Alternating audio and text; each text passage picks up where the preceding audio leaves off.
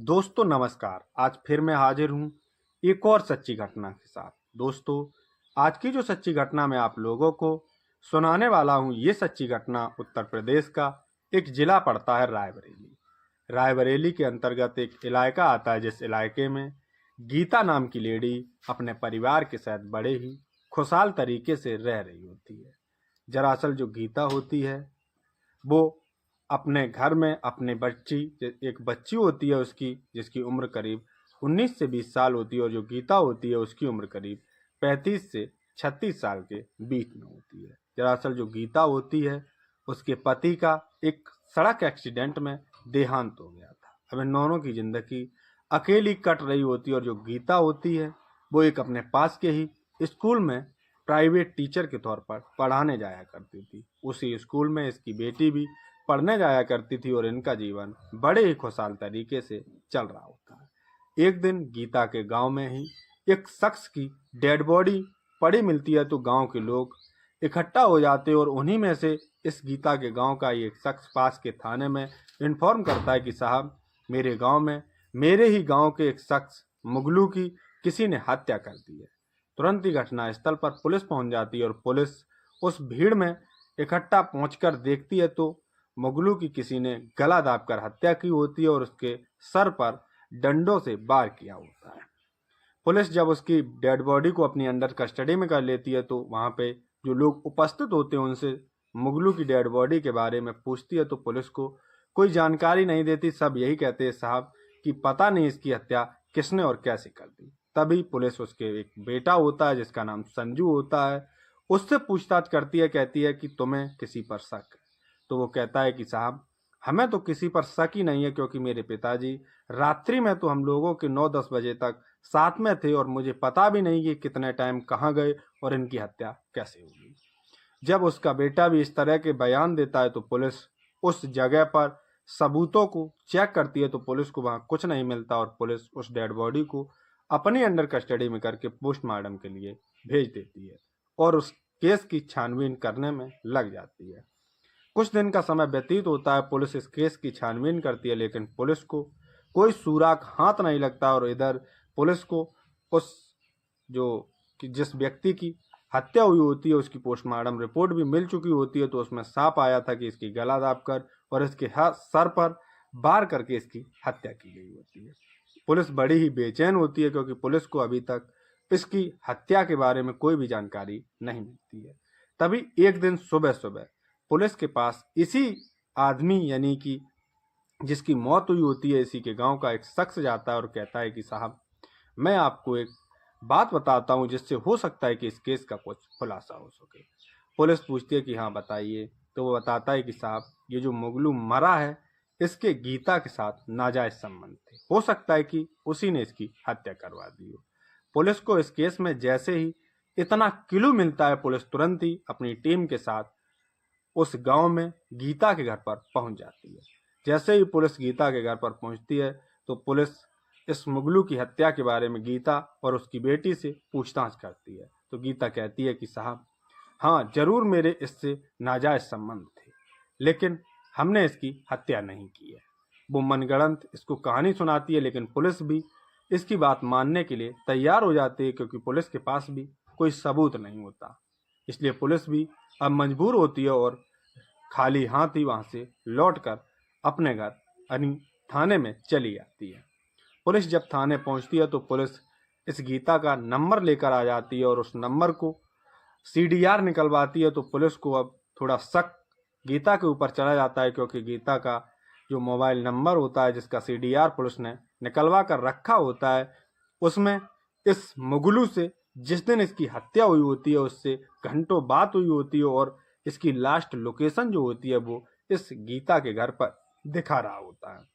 Police को जैसे ही इस केस में इतना किलो मिलता है, पुलिस फिर से उस गीता और उसकी बेटी के घर पर पहुंच जाती है, और जबरदस्ती इन दोनों को अपनी अंडर कस्टडी में लेकर थाने चली जाती है, और इनसे पूछताछ करती है। तो फिर से ये भाई मनगढ़ंत कहानी इन दोनों को सुनाते हैं, लेकिन पुलिस इस बार थोड़ी सख्ती के साथ पेश आती है। तो ये दोनों जो माँ बेटी होती हैं अपना जुर्म कबूल कर लेती हैं, और ये जब इस सारी सच्ची घटना की कहानी बताती है, तो पुलिस वालों के भी पैरों तले जमीन खिसक जाती है। दरअसल ये बताती हैं कि साहब ये जो मुगलू होता है, इसका जो गीता होती है, जब इसके पति का देहांत हो जाता है तो इसका मन नहीं लग रहा होता है, क्योंकि एक बेटी भी होती है तो घर पालने के लिए इसे पैसों की भी ज़रूरत होती है, और एक प्राइवेट टीचर होने के नाते ये कितना कमा सकती है। इसलिए ये पास के ही अपने मुगलू से अपने नाजायज़ संबंध बना लेती है, जिससे कि नाजायज़ संबंध इस कदर बनते कि अब ये दोनों अपने घर में संबंध बनाना शुरू कर देते हैं। अब ये जो मुगलू होता है, ये जब भी इस गीता के घर पर जाता है तो बिना संबंध बनाए इसके घर से वापस नहीं आता, और इसकी बेटी के लिए कुछ ना कुछ लेकर जाया करता था। ये सिलसिला जब एक बार शुरू होता है तो रुकने का नाम नहीं लेता। मुगलू आए दिन पर डे इस गीता के घर पर जाता है और इसके साथ गंदी हरकतें करता है और वापस अपने घर चला आता है। ये सिलसिला शुरू हो चुका होता है, लेकिन एक दिन ये जो गीता होती है ये अपने घर पर नहीं होती और मुगलू इसके घर चला जाता है, और इसकी वो जो 18 से 20 साल की जो लड़की होती है वो स्टडी कर रही होती है। तो मुगलू भी उस घर में जाता है और देखता है कि अभी कोई नहीं है, तो ये उस लड़की को छेड़ने लगता है, लेकिन वो लड़की भी इसका कोई ऐतराज़ नहीं उठाती है, क्योंकि दरअसल जो लड़की होती है वो जब मुगलू और उसकी माता गीता जब भी इसके कमरे में इसी के घर में एक साथ संबंध बनाया करते थे, तो वो लड़की भी इन दोनों को चुपके से देखा करती थी और इनकी आवाज़ों को सुना करती थी। इसलिए वो लड़की भी इस बात पर कोई नाजायज यानी कि कोई ऐतराज़ नहीं जताती है, क्योंकि उसने भी अपनी आंखों से इस शख्स को और अपनी माँ को एक दूसरे के साथ लिपटे हुए देखा होता है। जब वो इस तरीके से कोई ऐतराज़ नहीं उठाती है तो इधर तब तक जो गीता होती है वो आ जाती है और वो कहती है कि देखो मुगलू, जो तुम मेरे साथ कर रहे हो बस मेरे तक ही सीमित रखो, मेरी बेटी की तरफ आप निगाह भी नहीं उठाकर देख सकते हैं। और इस तरीके से ये जो मुगलू होता है ये भी इसकी बात मान जाता है और ये फिर से गीता के साथ अपने नाजायज संबंधों को बनाकर वापस अपने घर यानी अपने काम पर लौट जाता है। इधर ये सिलसिला ऐसे ही चलता रहता है और एक दिन करीब 2 से 3 महीने का जब समय व्यतीत होता है तो एक दिन फिर से मुगलू इसके घर पर जाता है और फिर से इसकी बेटी घर पर होती है। उस टाइम भी गीता घर पर नहीं होती है, वो भी कहीं काम के लिए गई होती है। तो मुगलू इसकी बेटी के साथ छेड़खानी करना शुरू कर देता है, ये उसके अंग प्रत्यंगों को छूना शुरू कर देता है और तब तक फिर से गीता आ जाती है।